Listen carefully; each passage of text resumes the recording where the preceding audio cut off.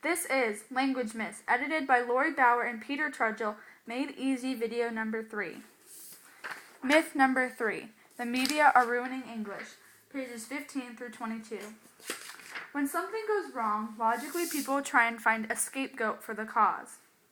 In the case of mistakes in the English language in this day and age, the scapegoat has become the media. This is because the media are the ones who deliver our language to us on a proverbial silver platter. There are two main complaints against the media in regard to their use of language.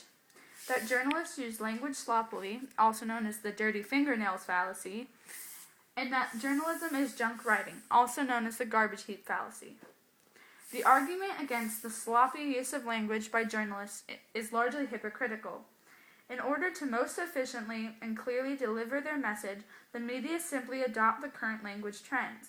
When the masses hear the way that they are speaking out of someone else's mouth, they don't like it, and rather than recognize that they help to promote speaking that way, they blame the media. Because they can. An example of this fallacy is the prefix mini, as explained in Language Myths on page 18. First used by the Scottish media in 1845, the prefix was used more and more by the public and eventually spread to the media.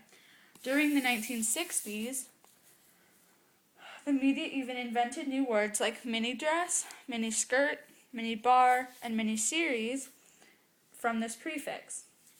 The second fallacy presented in this chapter is that journalism is junk writing. Writers of literature, essays, or the likes may well make this claim because of the lack of fluff that journalism provides. George Orwell, who was a journalist as well as an author, offered these rules, taken from Language Myths, page 21, as guidelines for anyone who is trying to be successful in the field. Rule number 1. If it's possible to cut a word out, cut it out. Number 2, never use a long word where a short will do. Number 3, never use a passive if you can use an active. Number 4, avoid foreign and technical words. Number 5, never use a metaphor you've seen in print. Number 6, break these rules to avoid something outlandish. At their core, all these rules are trying to say is that journalism should cut to the chase, because people don't pick up a newspaper to read this or this. In conclusion, the belief that the media are ruining English is rooted in two things.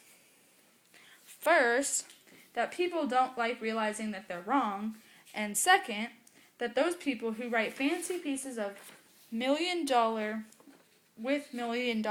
words don't think that pieces written at a more reasonable, common level are as good as theirs.